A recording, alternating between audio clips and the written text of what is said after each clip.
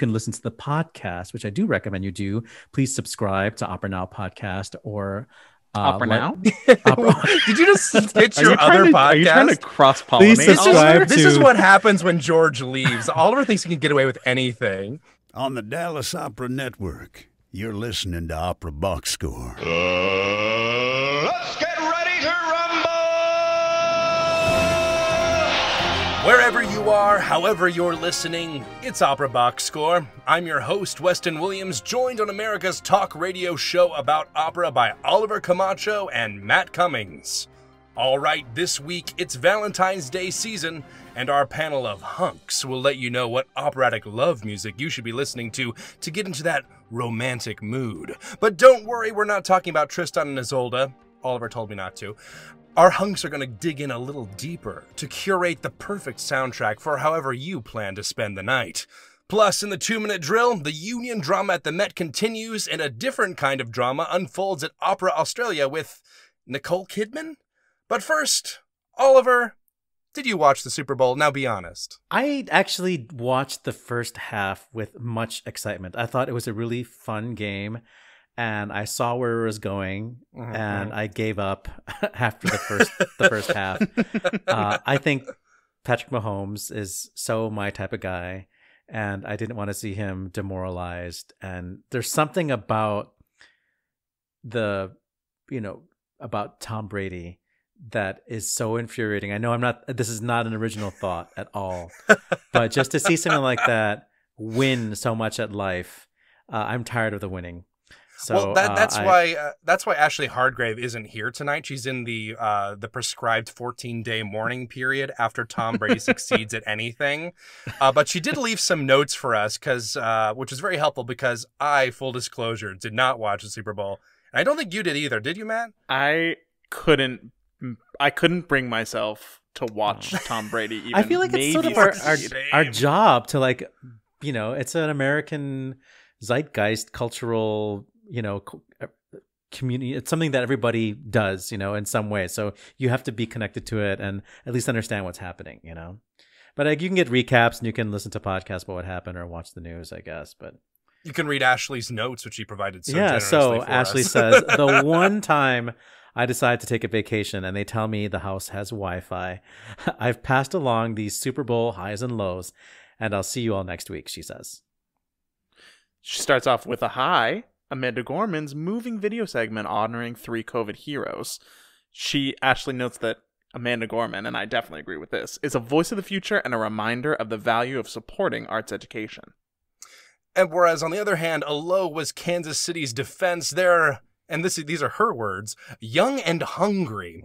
But we're apparently no match for that old guy who cheated with the Patriots for years before moving to Tampa. The one who married a supermodel who thinks tomatoes are a cheat food. Who could that be? I don't know. Another high, the national anthem. Not for Eric Church or Jasmine Sullivan, who can really sing, though, or the questionable orchestration of the final phrase, but for the stunning ASL interpretation by Warren Snipe. Don't bother watching the singers, just watch Snipe crush it. You'll find it on the Facebook page of the National Association for the Deaf.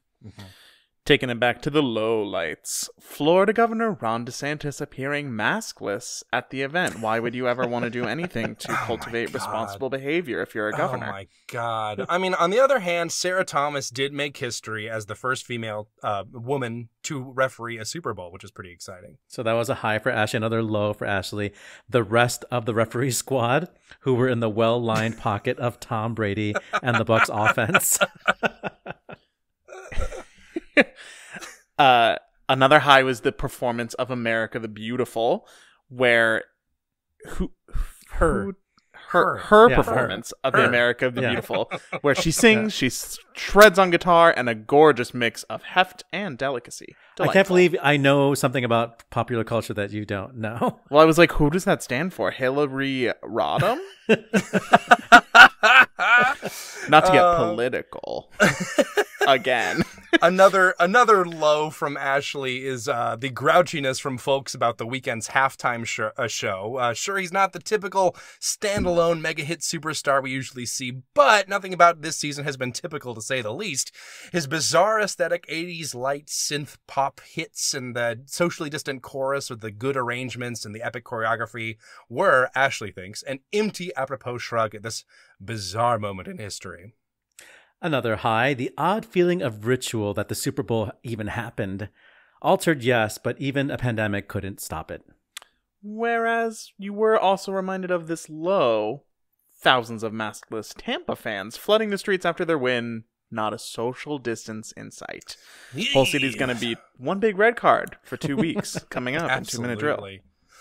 And to wrap it all up, congrats to Tampa Bay and their boringly handsome quarterback who proves that you can play a ball well into your 40s and 50s and 60s and 70s. Fine, whatever. Go Bears. Let's talk some opera. Chalk Talk on Opera Box Score. It's Valentine's Day week, and here at OBS, we three Valentine's hunks have come in to give you some I can't even say it, to give you some Valentine's love duet recommendations, some grooves. And we decided to not just go with the obvious choices, your Rodolfo and Mimi's and your Tristans and Isoldas and et cetera, all deep down the cuts line. only. We wanted to get a little bit more deep cuts only, if you know what I mean. And Oliver is going to start us off with a sensual selection. Well, knowing my audience, I'm doing one for the gays. And I just want to say that, you know, the whole pants roll thing typically... More like pants off roll. is a good way for the sapphic members of the audience to be titillated, such as, you know, the flirtation between the Contessa and Cherubino, or even the idea of Octavian in bed with the Marschallin. Those are some great lesbian moments in opera. And they get to show off their shapely legs in those pants costumes. I'm gonna go the reverse with the pants roll, which to me is so homoerotic, and that results in a relationship between the muse, who, when she dresses up as a mortal, takes the shape of a boy, who is Hoffmann's sort of companion in the opera The Tales of Hoffmann. Ooh, that's a good and one. I've always thought of this opera as being super gay, and I think there is some evidence to back up the fact that E.T.A. Hoffmann, who this was based on, was actually a closeted homosexual. Am I right about that, Matt? I assume you know that fact. I'm not really up on the scholarship of Hoffmann's sexuality, but it's I've probably heard been about basically every writer of that era, so it's probably true. So the opera opens up with the muse, who, you know, becomes Niklaus, and the opera doesn't have a very clear narrative. I mean, the timeline is a little bit odd. You have to, and especially if depending on what version they do, but essentially we find Hoffmann in the present moment in Act 1 and in Act 5, and then Acts 2, 3, and 4 show Hoffmann's trajectory deeper and deeper into alcoholism and into self-hatred until he finally hits rock bottom and decides to give up on women and focus on his art. Subtext. Interesting. Yes. His art that's played by a man, played by a woman. Exactly. Speak to So Victoria. there is the first aria in the first act of Hoffmann, which is the Kleinsack song. And in my interpretation, Hoffmann, he falls into this reverie moment, and he's supposed to be thinking of Stella, the character who we finally meet and doesn't sing in the conclusion of the opera. But I like to think of it as he's in this bar with all these guys. There's only men in this bar, and I love scenes in opera that are only men, by the way. And, he's singing this song. Not just an opera, folks. He's singing this song about this weird dwarf with, like, missing limbs or whatever. It's just a strange song about Kleinsack. But in the middle of it, he catches a glimpse of Niklaus, and he starts to go into a reverie because he desires Niklaus so much, but he cannot do anything about it. And so he starts to sing essentially about how beautiful Niklaus is and how desirable Niklaus is. He's supposed to be talking about Stella, but I'm going to change it and say he's talking about Niklaus. And you can listen to we're going to create a playlist for you folks, actually a YouTube playlist. And so the links to each of our excerpts for today will be in the show notes. Or you can listen to the podcast, which I do recommend you do. Please subscribe to Opera Now podcast or Opera Now? Did you just pitch your other podcast? Are you trying to cross-pollinate? Please subscribe This is what happens when George leaves. Oliver thinks he can get away with anything. Okay, so I forget which one. You favorite us on Stitcher or like us in Apple Podcasts. I forget how, but subscribe basically, and you will get these podcasts, and you can hear the clips we're talking about. But there's this really beautiful reverie in the middle of the Kleinsack song, which I think is Hoffmann's turgidness, for lack of a better word, for Niklaus. Turgidity? Yeah. His wood. Then we move to the Olympia act, which to me shows that Hoffmann doesn't like women at all. He can't even tell that Olympia is a woman. She's a doll. And she basically represents an ideal, being a doll, like doesn't talk, and doesn't have an opinion and is just perfectly beautiful and sings, perfect staccati. It's an unreal ideal. And we don't need to listen to any music from that. Another unrealistic expectation for women. From that act. We'll move on to the Antonia act. And the theme that begins to emerge is that all the women that Hoffmann is in love with actually don't love him back. None of them are. I mean, they say they love him, but they're not. Their main passion is something besides him. And Antonia's main passion is for music. And that is really, beguiling to Hoffmann. And Niklaus here, who once again, you remember, is actually his muse in disguise as a boy, warns him at the beginning of this act that he should really focus on his art. If he thinks that Antonia is, somebody who he admires because she is so focused on her art, why don't you do the same, And she sings the violin aria, which is there are only a few moments in this opera that are just so passionate and lyrical, where it's like you really feel like this is direct, like right to the veins, like passion.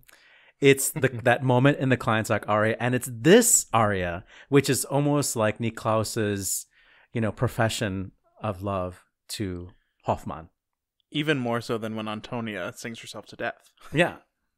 So once again, you can look at our playlist, or if you listen to the podcast, you will be hearing Kate Lindsay from a 2015 production from the Met.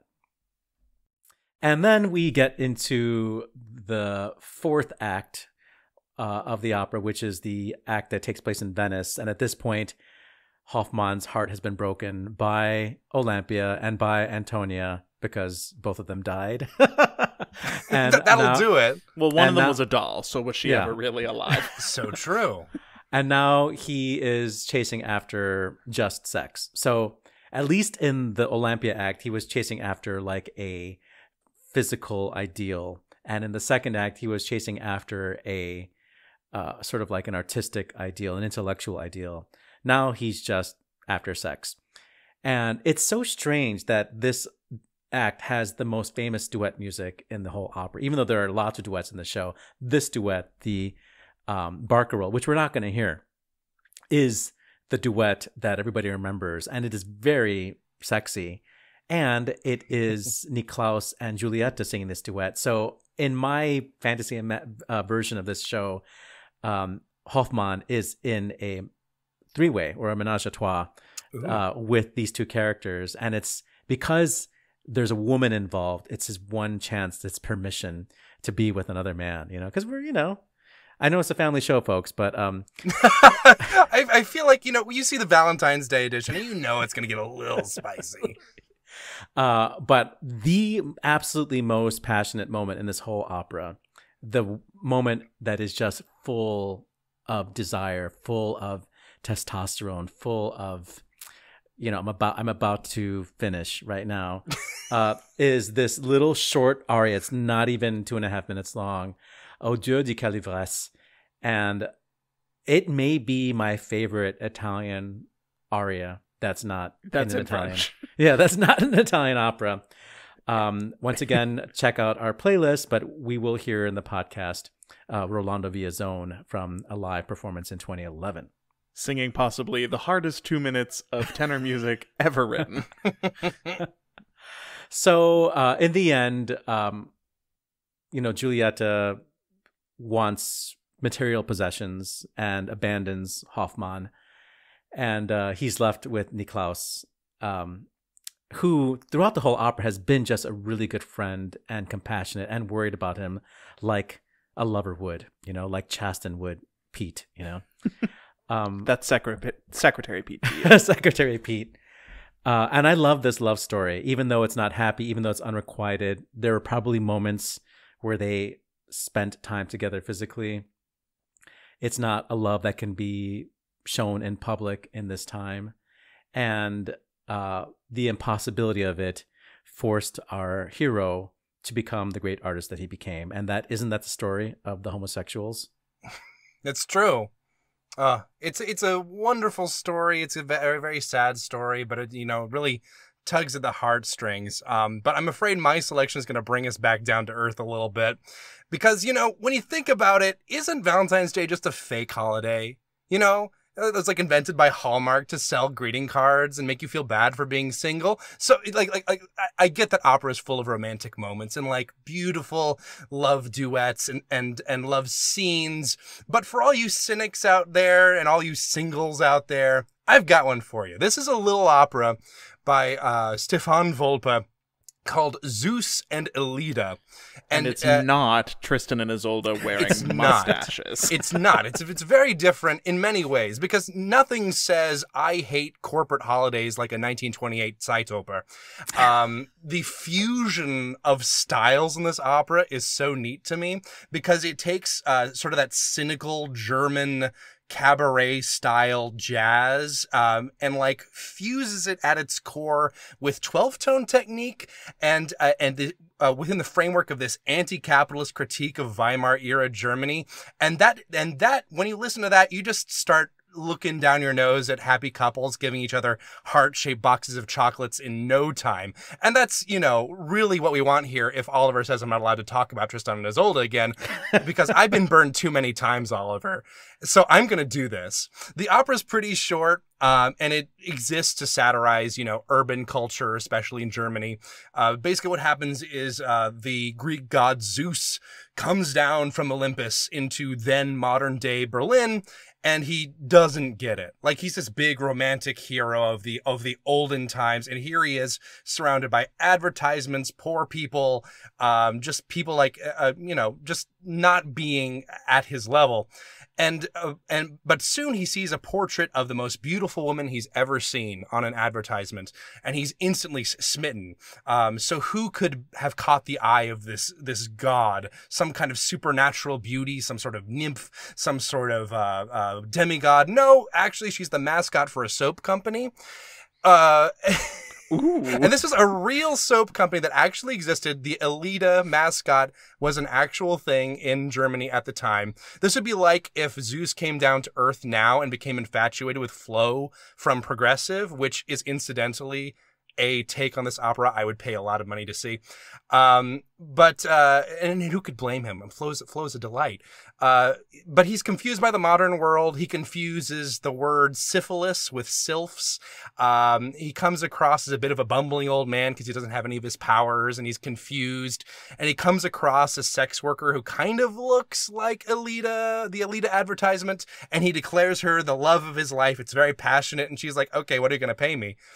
And it just, this is like the anti-Valentine's opera. I love it so much. Pretty soon, she calls the police on him. He gets arrested. And on the charges of, and I quote, offensive dress, anachronistic impropriety, and false pretenses, and blasphemy against the former hereditary gods of Greece.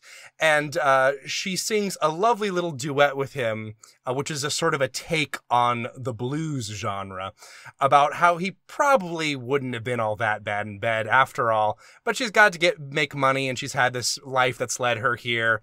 And then everything on this little square gets banned, like Valentine's Day should be. Like, sometimes you walk into Target and you just see like the line of Hallmark cards. You're like, I wish someone would make that illegal. And if you're listening to the podcast version, I'm going to play a little bit of the blues duet from the Ebony Band recording sung by Michael Krauss and Franziska Herzl, conducted by Werner Herbers here. And if you're listening to the video version, you can find that on our playlist. Now, I will say it's a little unfair to me to be a little bit cynical on Valentine's Day because of this opera, because I do genuinely love it. And to me, it represents a love story in a more meta context, presenting the rare synthesis of the two main branches of German avant-garde prior to World War II, that of the sort of the people who were under the tutelage of Ferruccio Busoni, and the Schoenbergians who were doing their 12-tone technique. And they come together to form this beautiful, horrible baby called Zeus and Alida, and I love it so much. And you say you're not a romantic. I really am at heart. Matt, do you have something that's maybe a little bit more uplifting to bring our audience back? So I don't know about uplifting, although we'll get there. But definitely talking about like outward romantic. It's not operatic romance if you're not talking about at least some aspect of Puccini. And, you know, we got Oliver and his French, as always, you in German, as always, and I have to cape for the Italians because they are always overlooked. People think that all it takes is a good melody and some garlic bread and you've got an opera, but it's more complicated than that. I'll grant you, we've all heard Bohème a million times by now. The Met is still doing it. They're not doing opera, but they're still doing that one Bohème production just every day with no one there. It's just Peter Gelb on stage by himself singing to like an empty room. Yeah, a single tear slides down his face. The Butterfly Duet. It's epic. I love it. It's 35 minutes long. But let's go for something a little off the beaten path, something a little bit with a little bit more fire. So we're going to go to that gem that everyone knows and loves and is very easy to sing, Manon Lescaut. It's not the first version of Manon Lescaut that was turned into an opera. It's not even the second version of Manon Lescaut that was turned into an opera. It's based on a book that's highly stylized and like kind of a little bit aloof, but the peaks are so passionate. And that in the French opera, there's a lot more of that will they, won't they, give them a little shoulder, always leave them wanting more. The Italian version starts at 60 miles an hour and just keeps getting more intense. They have the whole shoulder out the whole time. Yeah. Sometimes two shoulders even. Ooh, spicy. But the reason why I like this duet and why it's very Valentine's-y, even though they're basically fighting for the first half of it, is just because it's lush and it's indulgent and it's kind of unpredictable, sometimes even manipulative, occasionally dangerous. But you know, what's not to love about an opera that is largely about conflating love and materialism and how those two are essentially interchangeable until they're not anymore. That has nothing to do with Valentine's Day. Nothing at all to do with Valentine's Day. So what you're saying is Manon Lescaut and Zeus and Alida are the same opera. They really are, but what sets them apart is Puccini music. Because it's big, it's romantic, it's unapologetic. But I feel like we kind of take the passion for granted without looking into the craftsmanship of how he's able to like conjure up all of these strong emotions. And to examine a little bit more of how exactly that happens, I want to just play some excerpts, take a look at this duet from Act 2, where Degria has snuck into Manon's house where she's living with an old rich guy. And they start to get back together, and then they start arguing, and then they decide that they are in fact going to get back together. It is passionate and it is full of desire. But as I said, first half of it, they're bickering. And what Puccini does is he varies the phrase lengths of what the characters are singing so that they cut each other off, and then they take turns singing these phrases that kind of spin out into long exclamations. Much like how we're doing this podcast. Exactly right now. But as the argument goes on, you can kind of hear that the orchestra is taking a side. So in this second clip, or second link down in the show notes below, the orchestra starts to guide the tenor, Degria, a little bit more towards what Manon was saying. He reinforces her love, her desire, the, moving him towards a kiss. And what is so satisfying about this music is that if you just listen to it in isolation, it can kind of sound over the top and saccharine, but it's being used to it's being used to really capture actual human emotions here. Very unlike Valentine's Day. And finally, in this third section, you will hear how that intensity builds to a climax. This duet is really the aural version of Rage Sex, because they start out where they start out and from where they go are just completely opposite ends of the spectrum. And it really captures the way that kind of love and romance is not free of conflict, and how a relationship can go pretty poorly when you're not on the same page. And just to look at an operatic duet as like a form of really real human communication is not something that most people would necessarily agree with. Like, that's not how people actually talk to each other in real life. But experiencing it secondhand can be extremely thrilling. And let's just let our feelings be complicated this year. It's 2021. We've been through a lot. Oh, that's a mood. Thank you, Matt, for that beautiful tour. And thank you both for this menage a trois of operatic love duets and singing. I know, I feel gross too. Please end this segment now. It's the 2-minute drill. This just in, the 2-minute drill. All right, listen up. Here's everything you need to know about what happened in Operaland this week. The battle between unions and Met management seems to have gotten nastier after emails were leaked to Slipped Disc. In one email, union representative Adam Krauthammer told Peter Gelb that, quote, "I would say that I'm surprised by your behavior, but sadly, I'm not. You seem to be set on continuing the same pattern of bad faith bargaining you started this summer." The emails claimed that Gelb had yet to respond to a, quote, good faith proposal all the way back in November. Anna Netrebko went on, as planned, in her recital offering for the Met Stars Live in Concert series, without the Met Orchestra.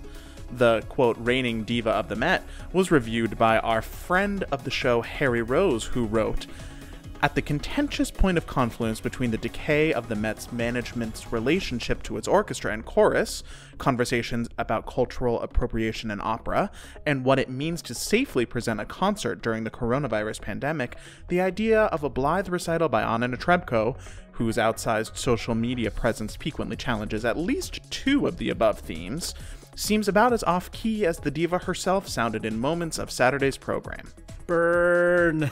Meanwhile, members of the Met Orchestra are counter-programming by appearing with soprano Angela Gheorghiu in Bucharest later this month.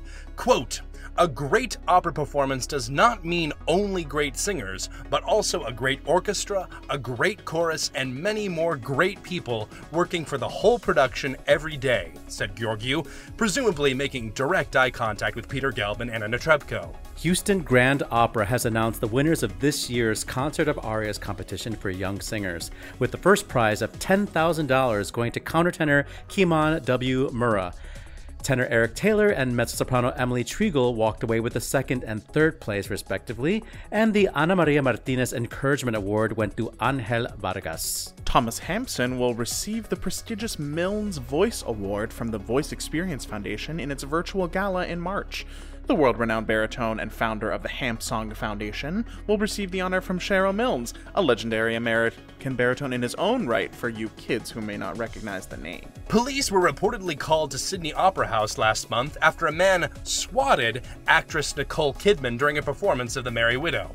Witnesses allege a man in the audience grew agitated when Kidman and her husband Keith Urban rose to offer a standing ovation. After a heated exchange, the disgruntled audience member swatted Kidman with his program, leading Urban to accuse him of assaulting his wife. Police were called to the venue, but no charges were filed. This could have been one of today's yellow cards for real. Far-right political figures in France, such as Marine Le Pen, have attacked the Paris Opera for its recent measures to address racial injustices. The Opera, under Alexander Neef, recently hired its first diversity and inclusion officer and is considering how best to create an anti-racist standard for the company. If they're making Le Pen angry, they're probably doing something right. Speaking of the Paris National Opera, Taiwanese conductor Wu Qinglian has been hired as the company's new chorus master, the first woman to be appointed to the position. She'll head to Paris in April from Dutch National Opera, where she has served as chorus master since 2014, to the probable chagrin of Marine Le Pen. The American Opera Project announced the creation of the AOP Artistic Advisory Council. The council will offer their ideas and personal insights to AOP, mentor creative teams in the development stage, and serve on a programming panel for the organization. Among the artists and innovators who comprise the new council are friends of the show, conductor Alexis Enyart, countertenor Anthony Roth Costanzo, composer Huang Ro, and librettist Mark Campbell. The OBS team is still waiting for our invitation to join the council, but we can happily point to our long list of Inside the Huddle guests if they need more ideas. This week's yellow cards. France. A Jakub Josef Orlinski concert was cancelled in December due to COVID, but has now been officially rescheduled for June. Fingers crossed. Germany. German Minister for Culture, Monika Grütters, has announced that another €1 billion will be allocated towards the cultural sector, doubling the federal government's assistance to artists in the country. Nice umlaut, Weston. This week's red cards. Switzerland. Opernhaus Zürich will remain closed until at least April 2021. France. Opera de Toulon has cancelled its run of Così fan tutte, which was scheduled to run in March. Germany. Opera Köln will remain closed until the end of March, becoming the latest in a long line of German theaters to shut down due to increased COVID-19 transmission rates. Washington. 24 temporary furloughs have become permanent layoffs from Seattle Opera's administrative staff. Due to pandemic-related financial uncertainty, the company can no longer guarantee rehiring these now former employees. Exit stage right. Austrian soprano Friedel Teller-Blum has died at the age of 88. The daughter of a cabaret singer, her family escaped to America, where she joined the Metropolitan Opera Studio at 16. She went on to join the Vienna Volksoper, Theater Münster, and Israel National Opera.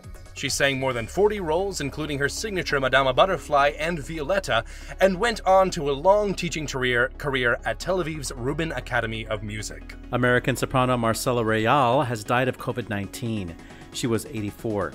She studied with Lore Lehmann at the University of Music and Performing Arts Munich on a Fulbright scholarship, and went on to become one of the most sought-after Puccini and Verismo singers of her generation, singing Madama Butterfly on Tosca more than 300 times. Irish coloratura Cara O'Sullivan has died at the age of 58. She sang her first major role as Donna Anna with the Welsh National Opera in 1996, and went on to perform with English National Opera, Opera Nantes, Palau de la Música Catalana, Paris Opera, at the Sydney Opera House, and with Vlamis Opera. O'Sullivan was diagnosed with early-onset dementia in 2018. And on this day, February 8th, in 1710, it was the first performance of Alessandro Scarlatti's opera La Principessa Fedele at the Teatro San Bartolomeo in Naples. In 1741, composer André Gratry was born. In 1874, it was the first performance of the second version of Mussorgsky's Boris Godunov in St. Petersburg, one for Weston. In 1879, it was the birth of the soprano who created the role of Hannah Gloire in The Merry Widow, that soprano Mizzy Gunter. In 1914, Giancito Prandelli, the Italian tenor, was born. In 1934, one of our favorites, Ellie Ameling, was born. And in 1937, it was the birth of Austrian soprano Gundula Janowitz. And that's your 2-minute drill. You know what's really insane, though, is everything just piling up at the Met. Just not just the fact that negotiations are dragging on, which is, you know, by now par for the course at the par Met. for the course, but just like the absolute cattiness of what's going on is really kind of incredible. And I do want to give a shout out to Harry Rose's review of the Anna Netrebko concert in Parterre Box, because he's got such a way with words, and he's a big friend of the show. Easier to read than to say. Than to read yes, out loud. true. But he really hits the nail on the head when, like, the Met, you know, specifically hiring Anna Netrebko, like sort of the avatar of all of this negative criticism about the way not just the Met is run, but how opera in general is run, and then the Met Orchestra staging their own counter recital with Georgiou, who hasn't sung at the Met in like probably 12 years because there's some bad blood there. Like she and Gail do not get along because of roles, because of her divorce from Alanya. Just like they are rubbing salt in this wound. It's truly incredible. I mean, obviously the negotiations going poorly, if these emails are indeed real that have been leaked, makes sense. And it's just kind of the attitude we've kind of assumed that management has had this entire time. But just the sheer cattiness of it all is truly incredible, and something that I think we're going to see more of before we see less. These union negotiations always like are in competition with the operas that they put on for like what can be the most dramatic and overblown. I'm not exactly sure how union leaders and like management come to that strategy that they're just going to snipe at each other in the media and hope that one of them comes off better. I feel like people just like go back to their corners and pick what, like, if you're a union supporter, you support the union, and if not, you are mad that that your concerts are getting canceled. But yeah, we're not going to see a quick resolution here. They're both digging in their heels. Yeah. And for the record, don't mess with Nicole Kidman. When you go to the opera, leave her alone. Unless you're offering her constructive criticism for how to improve her American accent. Oh, come on. Then it's perfectly I mean, how old is reasonable. she? She's in her upper 40s or maybe early 50s. Yeah, it's not getting fixed. Sorry, Lucille Ball. You are from Australia now. Well, I will say that apparently the crux of the conflict with this audience member was about essentially concert etiquette, which is something that we've talked about before. There are maybe people who are newer to the opera. They don't know how loud they should be and can be, when they should stand up, when they should sit down, when they should cheer and shout. And, you know, sometimes you sit next to a person who's really old school. It's not the Golden Globes, folks. So. And, you know, like Oliver, you sit next to Oliver, and then Oliver swats you with his program. And in this case, the police get called on you. He's like the rowdiest audience member there. Are you kidding me? But I do think that, you know, while Nicole Kidman and Keith Urban are hardly just a random person off the street, and they very well might have a certain sense of entitlement to how to enjoy the show since they're both big name celebrities. I will say that I think that sometimes those sorts of criticisms are unwarranted, although maybe not worth calling the police over. And speaking of drama, Marine Le Pen's little temper tantrum is very funny to me because I have no sympathy for her whatsoever. And I fully support the Paris Opera's attempts to become more diverse and inclusive. And I think you two can probably get on board this with is me like for a that follow-up one. to a story we've done before about how Paris Opera is trying to... Remember they had that, like, they're going to ask their dancers, like, you know, what's been going on back there? Tell us anything you know. So, I mean, there's a whole view of racism that we don't quite understand here in the U.S. They really do have this, like, some maybe Americans have, like, this anti-white sentiment, like, you know, nationalist sentiment, and it's a whole wing of the government and far longer established in France than it has been in the U.S. But we're competing pretty well with them on that front.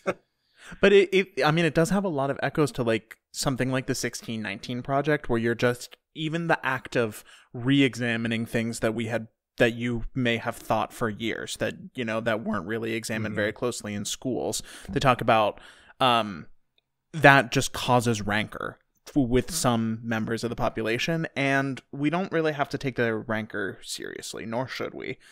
Yeah, absolutely not. I mean, Marine Le Pen, if you don't follow French politics, is a real pile of garbage, and her opinions are always bad. So so that's pretty much all I have to say. Other than I think that that being aware that these problems are being spoken about, not just in the U.S., but elsewhere in Europe and across the world, really shows just how deep the roots of racism extend and how much work still needs to be done to sort of dig it out from all of our institutions and ourselves. And to that end, I think I'm not sure what AOP does exactly, Oliver, but I think they're doing that kind of thing with this new sort of panel. Well, you know what? We don't want to speculate on what AOP is doing and what they will be doing. So we're going to try to get one of our friends of the show to come on very soon and talk to us about this new advisory council and to tell us a little bit more about the American Opera Project mission. So stay tuned on that front. All right, let's wrap this show up. Good call, bad call on Opera Box Score. All right, good call, bad call. Oliver, what have you got for me? So I love a competition, and it's really the part about singing and opera that is most, that rhymes the most with sports. And I think that this Houston Grand Opera online competition was really charming. It was hosted by Tamara Wilson, and they had a bunch of the, probably the donors and sponsors cutouts in the hall, their cardboard cutouts in the audience. And I thought it was just so delightful. And you can find the video rather easily on YouTube if you go to Houston Grand Opera's YouTube channel, the 33rd Annual Concert of Arias, and you can hear Kimon Mura and the other contestants. It's a almost 3-hour program, so you don't have to watch all of it, but we talked about another online competition recently, and this is how you do it. Matt Cummings. As I was trolling the social medias over the weekend, I saw a tweet about the Washington National Opera Kennedy Center co-production of their digital Fidelio, which they were supposed to produce this year, had to cancel because of the pandemic. And the project that they went ahead with is a graphic novel retelling of it that features clips from the opera sung by their young artists.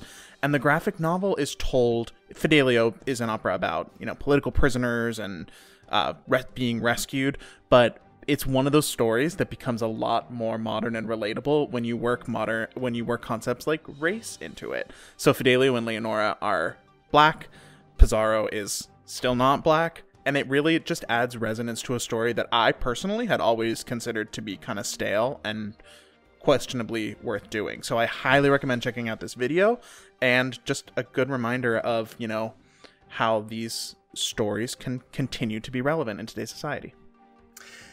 And George Cederquist is not here, so he can't tell me to not do a good call, so I will do a good call. Thank you very much, George. Breaking free. I encountered the other couple weeks ago, actually, a YouTube video that someone posted of someone who managed to recreate the entirety of the Philip Glass opera Akhenaten entirely using Minecraft music blocks. And it is as bonkers as it sounds, and you should go listen to it immediately.